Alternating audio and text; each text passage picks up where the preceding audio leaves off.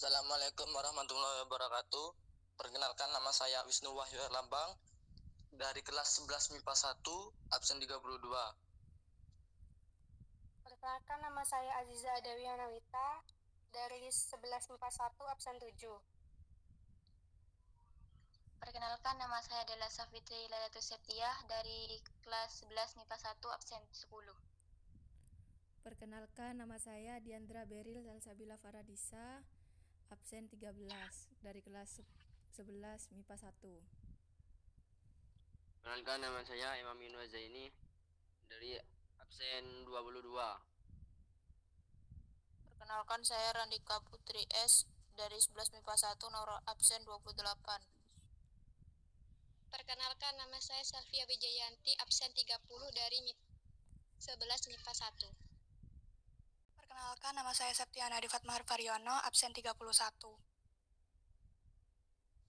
Kami dari kelompok 2 negara Spanyol akan membahas latar belakang terjadinya perebutan mutiara dari timur dan perubahan hegemoni. Latar belakang terjadinya perebutan mutiara dari timur dan perebutan hegemoni. Pertama, sejarah latar belakang kedatangan Spanyol di Indonesia. Perjalanan bangsa Spanyol ke Indonesia dipelopori oleh Christopher Columbus yang berlayar ke arah barat. Berbeda dengan Portugal, namun ekspedisi Columbus hanya sampai di benua Amerika usai menyeberang Samudra Atlantik, tepatnya di Kepulauan Bahama pada tanggal 12 Oktober 1492, dan beberapa wilayah di Amerika Tengah lainnya seperti El Salvador. Columbus sendiri gagal mencapai India. Selanjutnya, ekspedisi bangsa Spanyol dipimpin oleh Ferdinand de Magellan.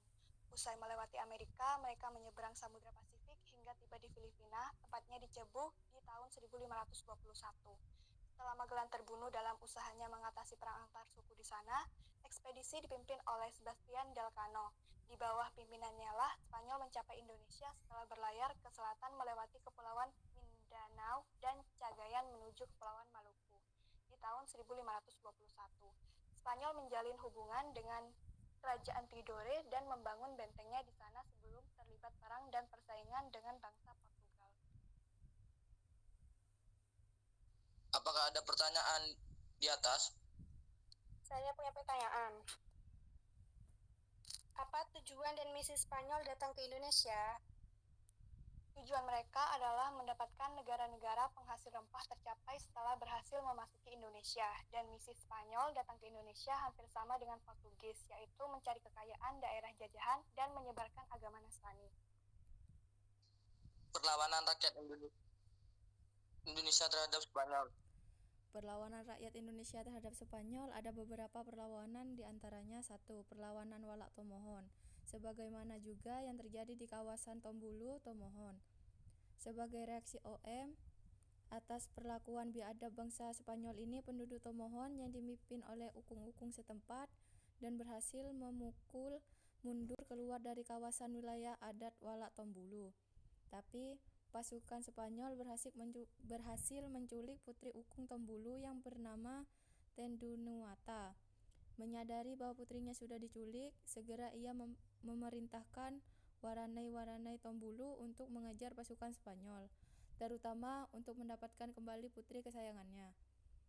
Hasil pengejaran berhasil membunuh beberapa perwira Spanyol yang mendapatkan kembali putri ukung Tombulu dengan selamat. 2. Perlawanan Walak Tulur. Spanyol yang berhasil masuk ke wilayah adat Walak Tulur dibuat murka atas sikap ukung setempat yang bernama Mononimbar, terutama tidak mau menuruti perintah untuk meskipun sudah dibayar. Melalui strategi licik orang-orang kaya tersebut, yakni salah seorang bernama Pedro Alcasas berhasil memperdaya Mononimbar melalui minuman keras yaitu whisky. Dalam keadaan mabuk, Mononimbar ditangkap dan diikat pada sebatang pohon hingga tewas. Mendengar pemimpin walaknya sudah tewas, bangkitlah kemarahan orang-orang Tondano. Kemudian dengan semangat berani mati, diperangilah orang-orang Castella ini. Daya tempur dari pihak Waranai Tondano yang cukup mematikan, berhasil membuat pasukan Spanyol mundur dan lari ke kawasan pantai timur Minahasa, yaitu Tondano Pante. Sejak saat itu, Spanyol kapok kembali ke Tondano. Ada yang mau menambahkan teks di atas? Saya. Perlawanan Walak Tonsea pasca kekalahan dari Lawak Tondano, ternyata pasukan Spanyol tetap bersikeras untuk menguasai Minahasa bagian utara, yakni Walak Tonsea, tepatnya di kawasan Sawangan. Bersama dengan pasukan dari Tidore berhasil membunuh seorang walian yang sedang mengadakan upacara ritual poso. Beberapa perempuan berhasil ditangkap dan dijadikan budak. Kemudian bersama dengan pasukan Bolang mengunduh dan ditambah dengan pasukan Tidore, pasukan Spanyol memerangi Walak Tonsea di pantai Kaburukan. Tetapi Wanai Tonsea tidak gentar menghadapi jumlah pasukan Spanyol. Dalam jumlah yang banyak, beberapa teterusan panglima perang antara lain Rumopa Porong, Wenas, Dumanau, Lengkung, dan Wahani yang menjadi pemimpin perang berhasil menghancurkan pasukan Spanyol. Dengan kata lain, pasukan Spanyol dan sekutunya mengalami kekalahan, dan dengan sia-sia pasukan yang masih hidup lari meninggalkan pantai Kaburukan. Untuk teks di atas ada yang menambahkan lagi?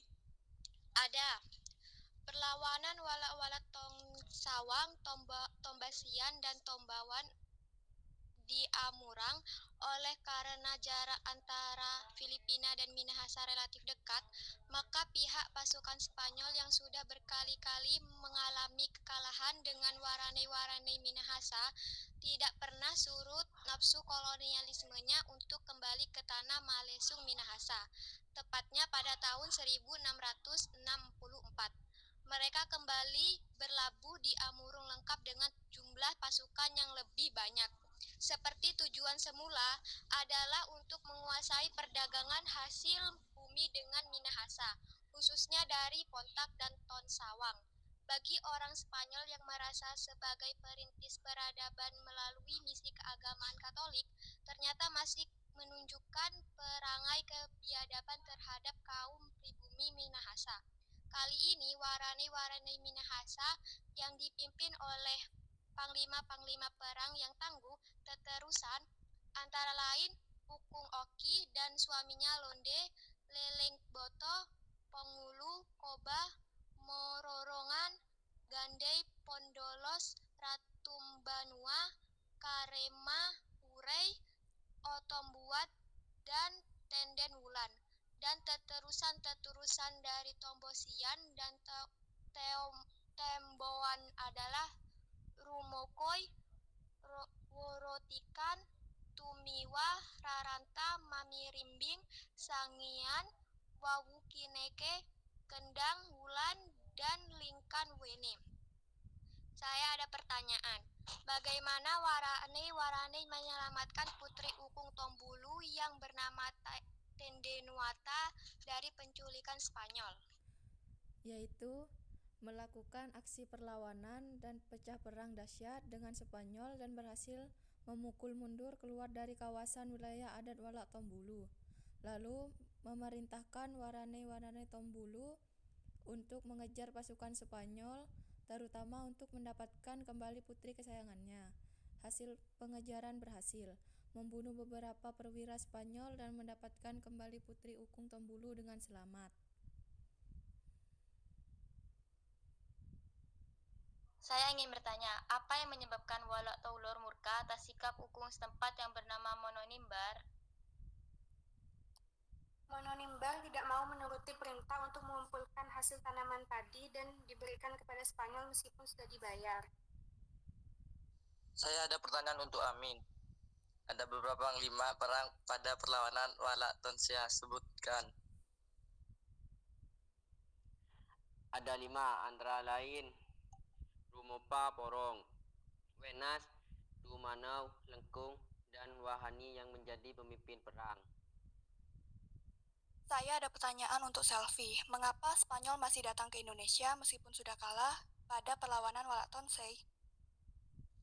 Karena jarak antara Minahasa dan Filipina relatif dekat, maka pihak pasukan Spanyol yang sudah berkali-kali mengalami kekalahan dengan Waranai Minahasa tidak pernah surut nafsu kolonialismenya untuk kembali ke tanah Malesung Minahasa. Alasan gagalnya bangsa Spanyol menjajah Indonesia.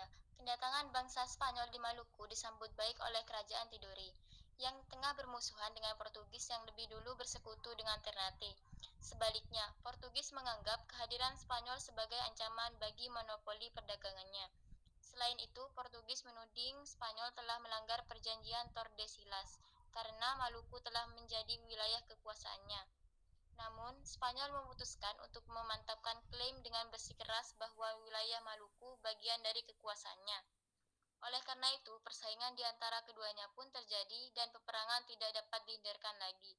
Pertempuran antara Spanyol dan Portugis berakhir setelah diadakan perjanjian Saragossa pada tanggal 22 April 1529. Lewat perjanjian ini, Portugis tetap melaksanakan aktivitas perdagangan di Maluku. Sementara Spanyol harus meninggalkan Maluku dan memusatkan perkuasaannya di Filipina. Dengan begitu, penjajahan Spanyol di Indonesia telah gagal sebelum dimulai. Pertanyaan untuk Dela.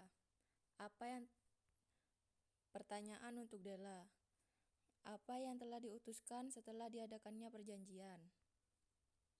Lewat perjanjian ini, Portugis tetap melaksanakan aktivitas perdagangan di Maluku, sementara Spanyol meninggalkan Maluku dan memusatkan perkuasaannya di Filipina.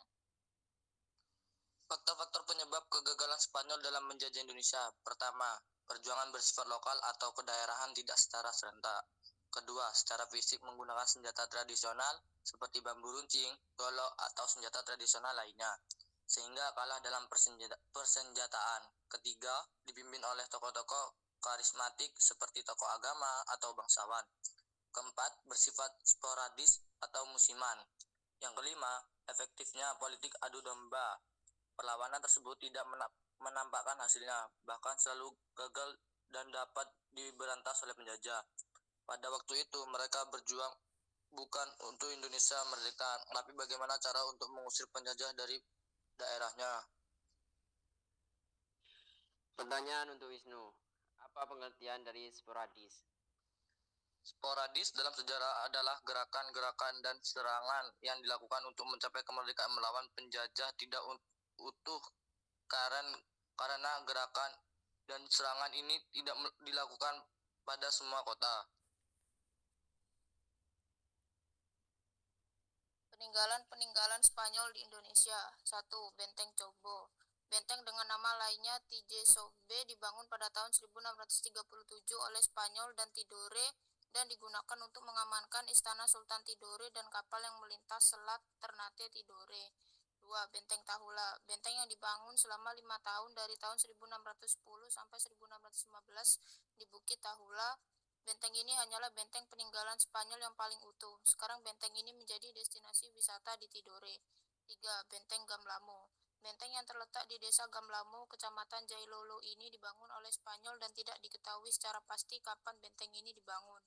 Namun sayangnya, benteng ini dihancurkan pada tahun 1551 ketika Ternate Portugis berhasil mengalahkan Jailolo dan mendudukinya. Saya ada pertanyaan untuk Randika. Apa tujuan dari dibangunnya Benteng Cobo? Tujuan dari pembangunan benteng ini ialah agar Spanyol memosisikan meriamnya yang menghadap ke benteng Malayo.